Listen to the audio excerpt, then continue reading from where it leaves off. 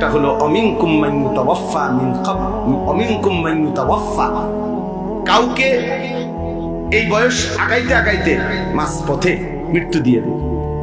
অর্থাৎ কাউরে 18 বছর, 25 বছর, 30 বছর বয়সে কোনো এক সময় মৃত্যু দিয়ে দেয়।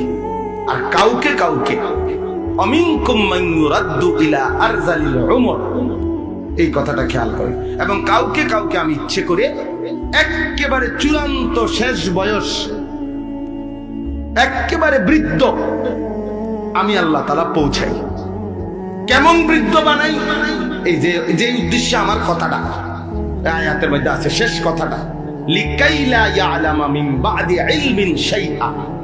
এই ভাই দেখো, আল্লাহ বলে আমি একজন মানুষকে সর্বোচ্চ বুড়া বানাইয়া এমন পর্যায়ে নিয়ে যাই যে এক পর্যায়ে এসে তার অবস্থা এমন হয়, ইতিপূর্বে যত জ্ঞান তার ছিল এই পর্যায়ে এসে আর তার কোনো জ্ঞানই থাকে না। কোনো জ্ঞান আর কি এরকম মাজুর হয়ে যায় 90 বছর, 95 বছর। ওই যে হে তুমি পারতা না ভাই, আমি বললাম এই খামখেয়ালি করো না বাজান, এই মোবাইল তোমার ঘরে শেষ করে দিস। আহা, এই অসভ্য জিন্দিগি ভাইয়া, অসভ্য জিন্দিগি, এটা নির্লজ্জ জিন্দিগি, মনে রাখো। হায়া শরমহীন জীবন। যে কিছু ছেলের আছে তোমরা মানে কোনো কিছুতে যে, আরে মানুষের তো সামান্য ভদ্রতা থাকে না, কোনো ভদ্রতা নাই। মানে বাবা দেখুক, নাইলে দাদা দেখুক, নাইলে আলেম, নাইলে আল্লাহওয়ালা, অথবা গ্রামের মুরব্বী, যে ইচ্ছা সেই দেখুক, তার চোখের ন্যূনতম লজ্জা লাগে না, না আমার মোবাইল আমি দেখব। এখন এই যে মানসিকতা বাপ, এটা বড় নিকৃষ্ট মানুষ। মানুষের সামান্যতম কি থাকতে হয়? লজ্জা শরম থাকতে হয়। মানুষ জন্তু জানোয়ার না, মানুষ ইনসান। ইনসানকে আল্লাহ তাআলা শরাফত দিয়ে বানিয়েছেন, ইনসানকে আল্লাহ তাআলা মর্যাদা দিয়েছেন। ইনসানের ভিতরে আল্লাহ তাআলা দেখেন, পৃথিবীর সমস্ত প্রাণী তার লজ্জাস্থান আলাদা ঢাকবার আলাদা কোনো আচ্ছাদন কাপড় নাই। সে তার নিজের শরীরের অংশ দিয়েই, লেজ দিয়া, রান দিয়া, 2 রানের মাঝখানে রেখে, অথবা লেজ দিয়ে নিজের লজ্জাস্থান ঢাকে অন্য প্রাণী। কিন্তু মানুষকে আল্লাহ তাআলা মর্যাদা দিয়েছেন। এজন্য আল্লাহ তাআলা মানুষের দেহে আলাদা শরীর কাপড় দিয়েছেন, যেন সে তার ইজ্জত, সে তার লজ্জা ঢেকে রাখে। তার মানে মানুষের বিশেষত্বটা আলাদা ভাইয়া, আলাদা। তুমি একজনকে বলি না, সবাইকে বুঝাচ্ছি। এতটুকু আকল না থাকলে যে আমার এলাকা এটা, আমার গ্রাম, আমার গ্রামে আমার চাচা আছে, দাদা আছে, নানা আছে, আমাদের গ্রামে আলেম ওলামা আছে, শিক্ষক আছে, বয়স্ক মানুষ আছে। কেউ দেখলে কি মনে করো? কিছুই মনে করো না তোমরা ছেলেরা। তুমি মনে করতেছো রাত দিন 24 ঘন্টা মোবাইলটার প্রতি তোমার নজর, এটার মধ্যেই তুমি তৃপ্তি। না রে বাপ, তোমার যদি একেবারে আমার কথা একদিন হলো, 1 মিনিট বন্ধু অন্ধকারে অথবা একাকী তুমি আমার কথাটা ভাইবো, আমার কথাটা ফেলে দিও। তোমার ব্রেন যদি সামান্য থাকে, আকল থাকে, তুমি কাজে লাগাইও যে এটা আসলে স্বাভাবিক কিনা। একজন মানুষ কতক্ষণ মোবাইল দেখা উচিত? নারী ছবি, নাচ গান অথবা ভালো কিছুই, কিন্তু সারাদিন এই এক একজনের এক গাছ, ছবি, বালা, এগুলা যেটাই হোক, কতক্ষণ দেখা উচিত? একজন মানুষ কি পৃথিবীতে আমরা শুধু এই জন্য আসছি? কোনোভাবেই তোমাদেরকে, অনেক ছেলে তোমরা মোবাইল থেকে আলাদা হতেই চাচ্ছ না কেন ভাইয়া? পৃথিবীতে কি এর চাইতে আর কোনো প্রযুক্তি পৃথিবীতে ছিল না? এটা কেমন ধরনের কথা হলো যে রাত দিন ফুল টাইম জীবনটা এই মোবাইলটার সাথে বাইদা ফেলা? এটা তোমারে কোথায় নিবে বাপ? কোথায় নিবে? সারা জীবন ডাক্তাররা বলছে বাচ্চা যদি দৌড়ঝাঁপ না দেয়, কিছুটা খেলাধুলা না করে, তাহলে বাচ্চা শরীর স্বাভাবিক থাকে না। কই, তোমরা তো এখন খেলাধুলাও বন্ধ করে দিছো।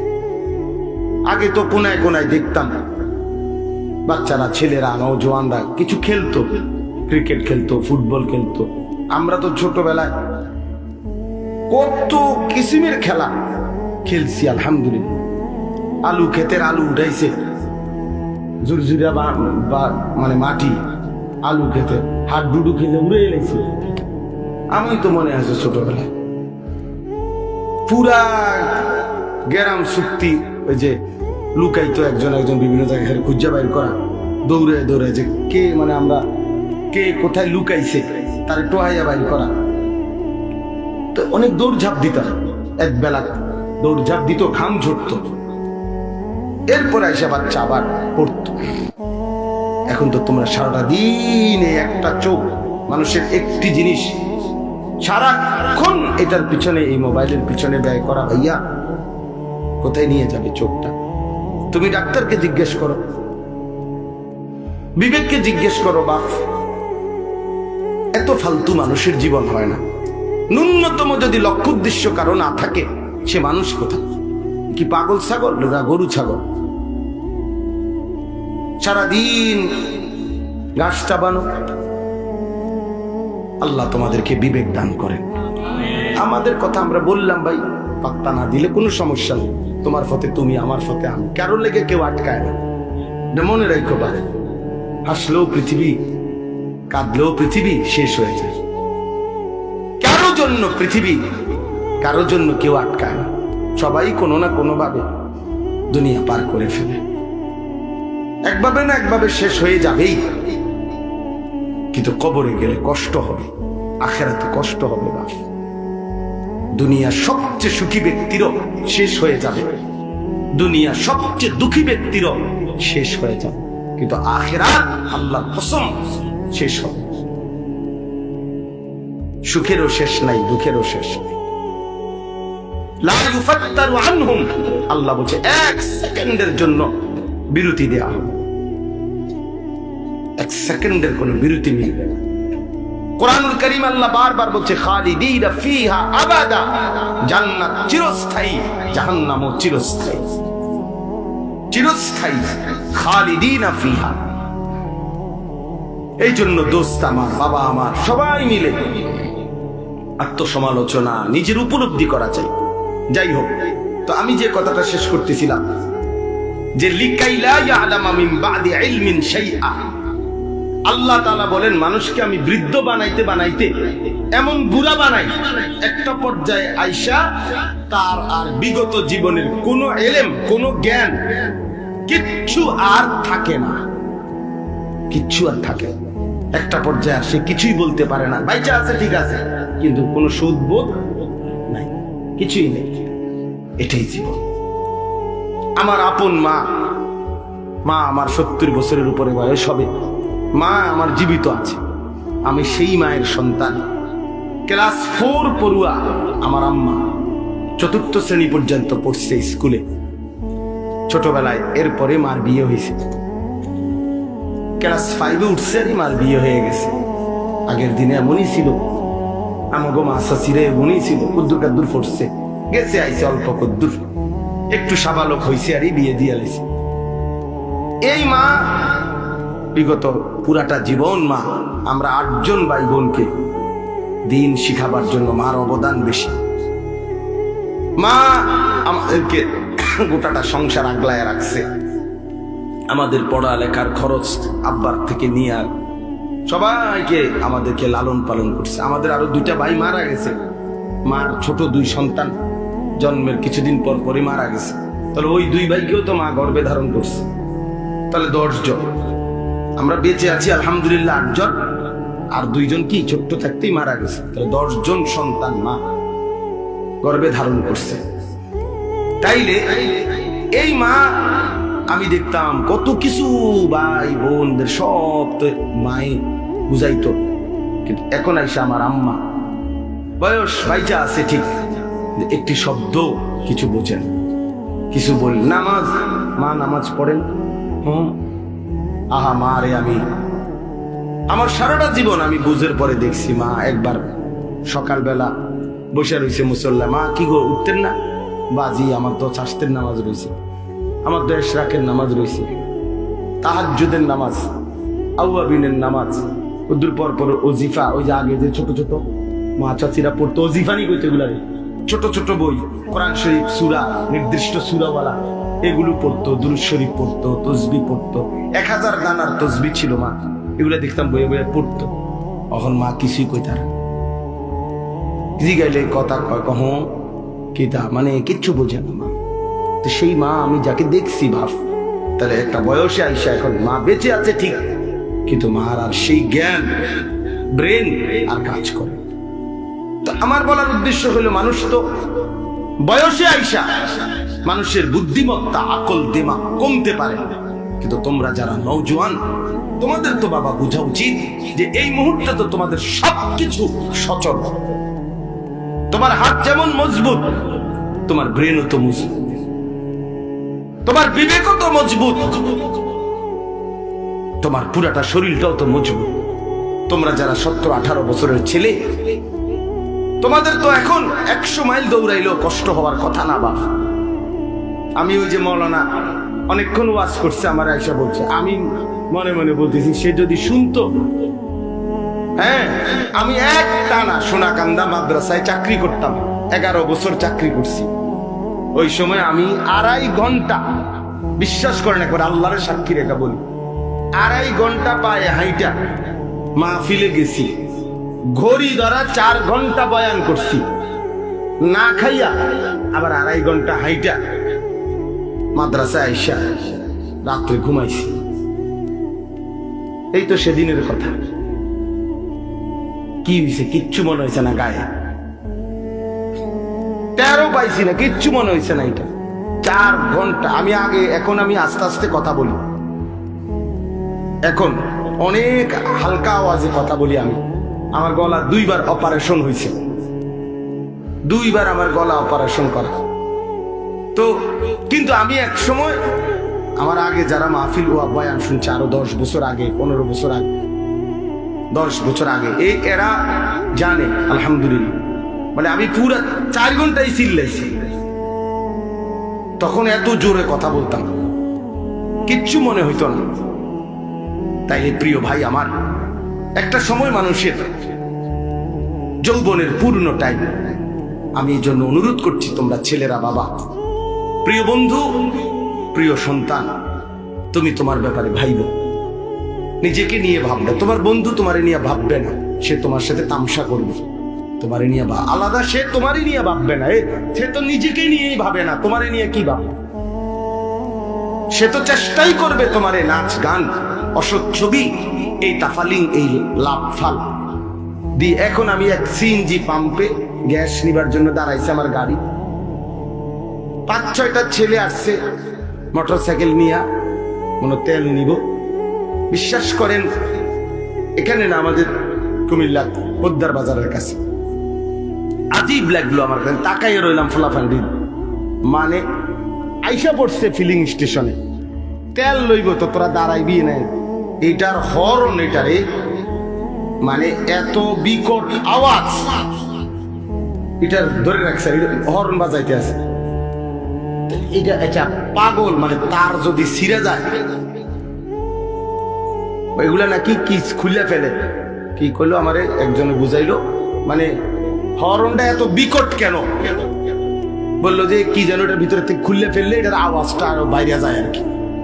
এই এইটা, এই যে মাতাল, তুই এটা করলিটা কি বাবা? এটা কি অর্থ আছে যে তুই এত জোরে এখানে হর্ন দিবার কি আছে? তুই তো দাঁড়াইছো, তুই তেল নিবা, তো তুমি এটার হর্ন, মানে এটা এর কাছে ভালো লাগতেছে, হাসে, একদিন থাপ্পড় মারে, ঠ্যাং দিয়ে দেখলাম লাত্তি মারে। বিশ্বাস কর, মানে আমার কাছে মনে হচ্ছে একটা চিড়িয়াখানার জানোয়ার, চিড়িয়াখানার জানোয়ার ছাড়া আর কিচ্ছু নাই। কি রে বেটা, তোরা মানুষের বাচ্চা হইলে এমন করস কা? এইতে হেতে লাত্তি দের, থাপ্পড় মারে, কে হাসে, কেউ কি দেখে কিনা, আর কোন মানুষ আছে কিনা ডানে বামে, এতটুকু আকল দেন বাপ আমার। এটা জীবন না বাপ, এটা জিন্দেগি না, এভাবে জীবন চলে না, এটাকে সুস্থ মানুষ বলে না, এটা জীবন না। আমাদের প্রত্যেককে আল্লাহ তাআলা, আমাদের মা আছে, বাবা আছে, বংশ আছে, আমাদের ধর্ম আছে, আমাদের আল্লাহ আছে, আমাদের রাসূল আছে, আমাদের কোরআন আছে, আমাদের ইসলাম আছে, আমাদের জীবন ফালতু না, আমাদেরকে আল্লাহ অনর্থক বানায় নাই। বাপ সারা দিনে কোনো কাজ নাই, আল্লাহ নাই, রসুল নাই, নামাজ নাই, সেজদা নাই, খোদার কসম এটা মানুষের জিন্দিগি হইতে পারে না। এটা কুকুর বিড়ালের জীবন হইতে পারে, জন্তু জানোয়ারের জীবন হইতে পারে। ইনসানের জিন্দিগি, মানুষের জিন্দিগি আল্লাহ থেকে বিচ্ছিন্ন, আখিরাত থেকে বিচ্ছিন্ন যেই জীবন, এটা মানুষের জীবন নয়, জানোয়ারের জীবন, জানোয়ারের জীবন, জানোয়ারের জীবন, জানোয়ারের জীবন। মনে রেখো, উড়াই দিও তুমি, কোনো সমস্যা নাই, আমি বলে গেলাম। তুমি মনে করো হাসি দিয়া উড়াই দিলে অসুবিধা নাই, সবাই বদলায় যাবে, আমরা এই আশাই বলি না। বদলাবে তো আল্লাহর ফায়সালায়, আমরা বলে থাকি। আমরা তো জানি, এটা বিশ্বাস করি, আমার কোনো যোগ্যতা না, ফায়সালা তো আসমানে। কে ফিরবে, কে বদলাবে, কার জিন্দেগি সুন্দর হবে, এটা তো আল্লাহর সিদ্ধান্ত। কিন্তু এই জীবন, মানুষের জীবন যেটা, এটা সেজদাওয়ালা জীবন, বন্দিগিওয়ালা জীবন, আখিরাতওয়ালা জীবন। প্রিয় ভাই, কোরআন শরীফের আয়াত শুনেন, আপনারা বাবারাও শুনেন। আল্লাহ কোরআনে ডাইরেক্ট বলছে ফামাসালুহু কামাসালিল কালব। সরাসরি কোরআন শরীফের আয়াত। আল্লাহ বলছে বেঈমান, নাফরমান, তার উদাহরণ হলো কামাসালিল কালব, কুত্তার মতো। সরাসরি কোরআন। কালবুন অর্থ কুকুর, কুকুর, কুত্তা। জিজ্ঞেস করেন কোন আলেমকে, কোন মাদ্রাসা ছাত্ররা জিজ্ঞেস হে কবিটা জানে কালবুন অর্থ কুত্তা। আল্লাহ তাআলা কোরআনে বলছেন নাফরমান, বেঈমান, সেজদাবিহীন, আমার গোলামি, আমার বন্দিগি যার মধ্যে নাই, ওই কুত্তার মতো, কুত্তার মতো, কুত্তার মতো বেটা, ওই মানুষের বাচ্চা না। আল্লাহ কোরআনে বলছে ইন তাহমিল আলাইহি ইয়ালহাস আও তাতরুকহু ইয়ালহাস। আল্লাহ বলছে কুকুরের স্বভাব কি? আল্লাহ নিজে বলছে পাইলেও জিহ্বা লম্বা করে, না পাইলেও জিহ্বা লম্বা করে। হ্যাঁ, নারী দেখলো অস্থির, না দেখলো অস্থির। এই দেখেন যে সমস্ত যুবক দিন রাত নারীর ছবি দেখে, এদের তৃপ্তি নাই। তৃপ্তি হইলে তো এতে একটা বন্ধ রাখতো, যে যাক আমি দেখতে শান্তি লাগছে, একটু তৃপ্তি হয়েছে, ঘুমাইয়া তৃপ্তি হয়েছে, আর ঘুম যাওয়ানোর দরকার নাই, আবার রায় তুলে আবার ঘুমামো। তাহলে এটা তো একটা বোঝা গেল যে তৃপ্তি হয়েছে, তার ঘুমাইয়া মোটামুটি ফোসাইছে, এখন সে 8 ঘন্টা 10 ঘন্টা কাজ করবে, বুঝাই গেল। তো তৃপ্তি হইলে তো থামতো, সে তো থামে না, সে তো সারাক্ষণ পর সারা দিন রাত নারী ছবি দেখতেছে, উলঙ্গ দৃশ্যই দেখতেছে। বুঝা গেল সে দেখেও অতৃপ্ত, না দেখলেও অতৃপ্ত। এই জন্য তার স্বভাব, তার স্বভাব কুকুরের স্বভাব। মনে রাখিস বাবা, জানোয়ারের আখলাক এটা। হারামখোর দেখবেন, নাফরমান, নাফরমান যেগুলো অবৈধ ইনকাম করে, ওজনে কম দেয়, কাস্টমারকে ঠকায়, কামাই করে, এরপরও তার তৃপ্তি নাই। দেখেন বেচে, মাল বেচতে আছে, বেচা কিনা চলতেছে তার দোয়ানে, আপনি জিঙ্গাবেন যাইয়া কবেন কি অবস্থা ভাই, বেচা কিনা না, দূর দূর দূর দূর, আগের এই ব্যবসা ওনার নাই, কি এর বেচা কিনা বইয়াতা ওনারই কতক্ষণ, অথচ মাল বেচতেছে, দোকান চলতেছে তার। কয় না আগের ব্যবসা নাই। কিরে ডাকাত, আগের ব্যবসা নাই বলতে কি তা? কোন বছরের ব্যবসা নাই? আরো 300 বছর আগের ব্যবসা নাই নাকি? তো তুমি সেই সময় আইতা, তুমি অন আইলা কেন পৃথিবীতে? যে বছর ব্যবসা ছিল সেই বছর তুমি জন্ম নিতা, কথা বলেন না তো? কোন আগের ব্যবসা নাই কি? কোন সময়েরটা কি? নূহ আলাইহিস সালামের জামানার ব্যবসা নাই নাকি? তাই এটা কোনো কথা হইল? প্রত্যেকের রিজিক আল্লাহ তাআলার পক্ষ থেকে বরাদ্দ। এই জন্য আমি বললাম ওই যে স্বভাব, এটা স্বভাবই এটা, যে পাইলেও জিহ্বা লম্বা করে, না পাইলেও কি করে। এই আল্লাহ কোরআনে বলছেন নাফরমান কুকুরের মতো। আল্লাহ আমাদেরকে হেফাজত করে। অনেকের আছে লজ্জা শরমই নেই, এর কথা হলো আমার যেহেতু শরমে নাই। আমারে কি গরু কয় না, ছাগল কয় না, প্লাস্টিক কয় না, হাফ প্যান্ট কয় না, ফুল প্যান্ট কয়, দূরে বেটা। আমি তো এমনি বেশরম, আমার কইলেই কি বেটা, বুঝছেন? কোন বেটাতে পেশা করতে বইয়া নিজে লুঙ্গি দিয়া আলগি দিয়া নিজে মুখ ডাইকা লাইছে। তার একজনে বলছে যে কিরে তুই যে কাপড় আলগি দিয়া পেশা করবো না, আমি তো দেখি না কেউ। তুমি না কাউরে দেখো না, অপদার্থ, কিন্তু সবাই তো তোমারে দেখে না। এর কথা হলে আমি তো দেখি না, আমি তো দেখি না। বলো এই বলো এই বিষয়টা হলো এই, আমার যেহেতু কোনো লজ্জাই নাই, এবার মানুষ আমার কি মনে করে, আমার কি আসে যায়, কি আসে যায়?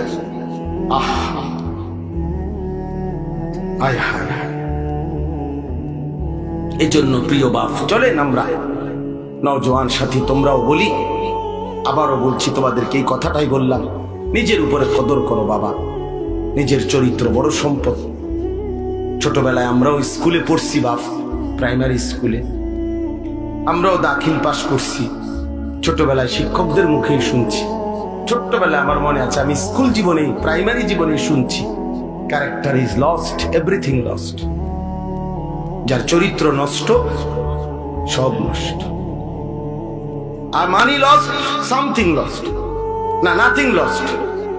টাকা যদি ক্ষয় হয়, নষ্ট হয়, কিছুই যায়, নাথিং।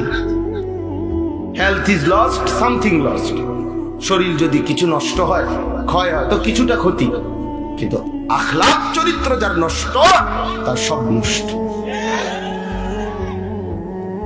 চরিত্রহীন একেবারেই নিকৃষ্ট, একেবারেই নিকৃষ্ট।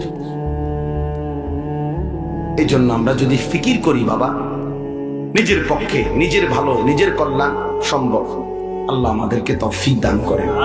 আল্লাহ তাআলা প্রতিটা নওজোয়ানকে কবুল করে নেন। চলেন আর অল্প একটু সময়, এবার আমি যে আয়াতটা পড়ছি এটার উপরে একটু কথা বলি। 15 নম্বর পারা, 17 নম্বর সূরা, সূরা বনী ইসরাইলের প্রথম আয়াত। এই আয়াতটা হলো মেরাজকে কেন্দ্র করে আমাদের প্রিয় নবী সাল্লাল্লাহু আলাইহি সাল্লামের জীবনের অত্যন্ত গুরুত্বপূর্ণ, মর্যাদাপূর্ণ, বৈশিষ্ট্যমণ্ডিত একটা ঘটনা। নবীজির জীবনের একটা আজিমুশান সম্মান নবীর, সেটা হলো মেরাজ। মেরাজুর রাসূল, মেরাজুন নবী সাল্লাল্লাহু আলাইহি ওয়াসাল্লাম। রাসূলুল্লাহ সাল্লাল্লাহু আলাইহি ওয়াসাল্লামকে আল্লাহ তাআলা নবুয়তের সময়ে জমিন থেকে 7 আসমানের ঊর্ধ্বে, কোটি কোটি গুণ ঊর্ধ্বে আল্লাহ তাআলা তার মহান আরশ আজিমের মধ্যে মেহমান করে নিয়েছিলেন। সেখানে আল্লাহ তাআলা নবীজির সাথে সাক্ষাৎ করেছেন, কথাবার্তা বলছেন, হাদিয়া দিয়েছেন। সচক্ষে নবী আল্লাহকে সচক্ষে দেখছেন, আবার দুনিয়ার জমিনে ফেরত আসছেন। এই ঘটনাটাকেই বলা হয় কি? মেরাজ। মানে আমি সংক্ষেপে বললাম, এটাকে কি বলে? মেরাজ বলে। এটা আমাদের নবী সাল্লাল্লাহু আলাইহি সাল্লামের জীবনের আশ্চর্যতম, অবাক করা, বিস্ময়কর ঘটনা। এই ঘটনাটা আল্লাহ তাআলা এই আয়াতের মধ্যে এই ঘটনা প্রথম অংশ তুলে ধরছেন। এই ঘটনাটা নবীজি সাল্লাল্লাহু আলাইহি সাল্লামের দুই ভাবে হয়েছে। একটা হলো জমিন থেকে জমিন, আরেকটা হলো জমিন থেকে আসমান ঊর্ধ্বে। প্রথম জিবরাইল আইসা বোরাক, একটি জান্নাতি বাহন, ওইটার মধ্যে চড়াইয়া আল্লাহ নবী সাল্লাল্লাহু আলাইহি সাল্লামকে মক্কার জমিন থেকে, কাবা ঘরের কাছ থেকে মসজিদে আকসা, যেটা বর্তমান ফিলিস্তিনে বাইতুল মুকাদ্দাস, এই যেটাকে জেরুজালেম, ইসরায়েলরা ওই ইহুদি কুত্তারা যে জায়গাটা দখল করে রাখছে, মুসলমানদের প্রথম কিবলা মসজিদে আকসা, অত্যন্ত বরকতময় জমিন। এই বরকতময় ভূমি, মসজিদ, ওইখান পর্যন্ত প্রথম জিবরাইল নবীজিকে নিয়ে গেছে। তাহলে মক্কার জমিন থেকে ওই বাইতুল মুকাদ্দাসের জমিন মসজিদে আকসা, মানে মসজিদে হারাম থেকে মসজিদে আকসা। আমরা অনেকেই আলহামদুলিল্লাহ কাবা ঘর সবাই যাওয়ার তৌফিক না হলেও দেখছি, তো এই কাবাঘর যে ছবিতে দেখছি কালো গিলাফের যে কাবাঘর, এই কাবাঘরের চারদিকে গোলাকার, চারিদিকে মিলাইয়া মসজিদ আছে। এই মসজিদটারই বলে মসজিদে হারাম, অর্থ সম্মানিত মসজিদ। এটা এই মসজিদে হারাম মানে কাবাঘরের এই সীমানা থেকে ওই মসজিদে আকসা পর্যন্ত আল্লাহ নবী সাল্লাল্লাহু আলাইহি সাল্লামকে জিবরাইল নিয়ে গেছেন। তাহলে জমিন থেকে জমিন, মসজিদ থেকে মসজিদ, কই থেকে কই? মসজিদ থেকে মসজিদ, অথবা জমিন থেকে কি জমিন। এটা হলো এই ভ্রমণের প্রথম অংশ মেরাজের। আর ওইখান থেকে মসজিদে আকসা থেকে দুইটা বর্ণনা, একটা হলো বোরাক উপরে উঠছে, আরেকটা হলো আসমান থেকে সিঁড়ি নামাইছে আল্লাহ কুদরতি ভাবে। ওই সিঁড়ির উপর দিয়া বোরাক সিঁড়ি বাইয়া আসমানে উঠছে। তো আল্লাহ তাআলা কুদরতি ভাবে নবী সাল্লাল্লাহু আলাইহি সাল্লামকে সশরীরে জিবরাইলের মাধ্যমে আসমানে নিয়ে গেছেন। প্রথম আসমান, দ্বিতীয় আসমান, এভাবে 7 আসমান পার করছেন। প্রত্যেক আসমানে অগণিত ফেরেশতাদের সাথে দেখা হয়েছে। বিভিন্ন নবী রাসূলদের সাথেও আমাদের নবী সাল্লাল্লাহু আলাইহি সাল্লামের সাক্ষাৎ হয়েছে। 7 আসমান পার করে এরপরে আল্লাহ তাআলা সিদরাতুল মুনতাহার ওইদিকে আলাদা আরেকটি বাহন পাঠাইয়া এরপরে নবীজি সাল্লাল্লাহু আলাইহি সাল্লামকে আরশ আজিমের মেহমান বানাইছেন। যেখানে নিয়ে গেছেন সর্বশেষ, সেখানে ইতিপূর্ব কেউ আর যায় নাই, আগামীর কিয়ামত পর্যন্ত আর কেউ যাবে না।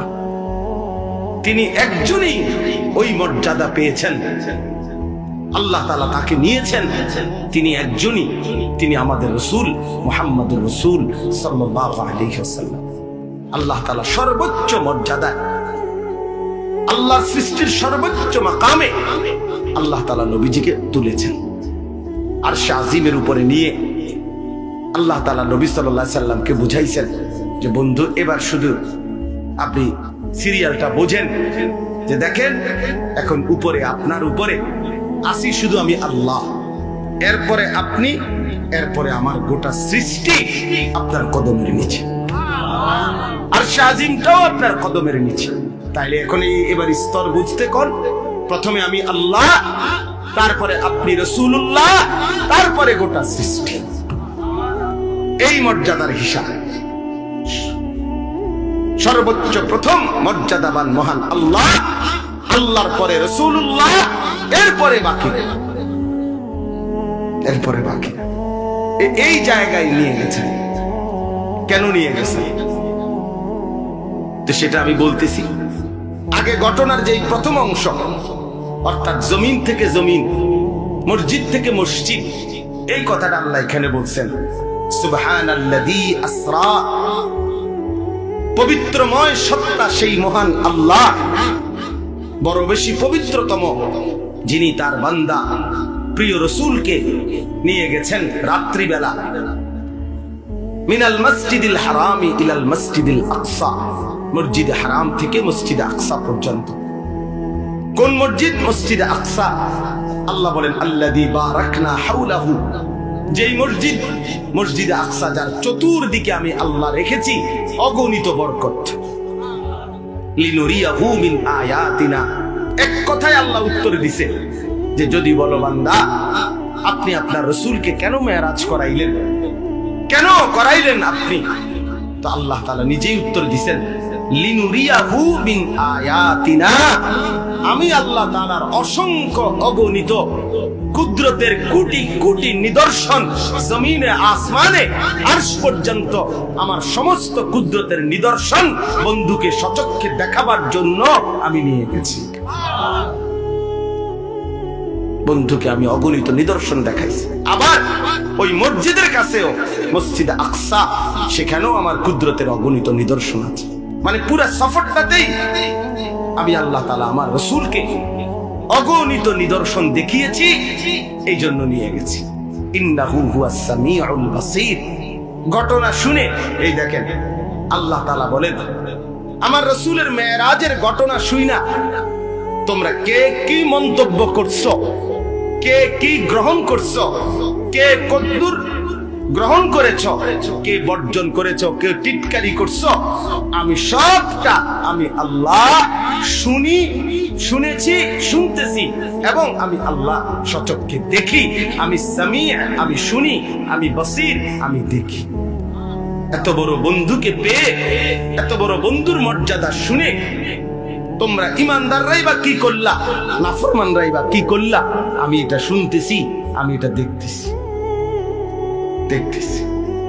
অতএব প্রিয় বন্ধু, এবার শুনেন, পুরা লম্বা কাহিনী বলা আমার পক্ষে সম্ভব না এত রাত।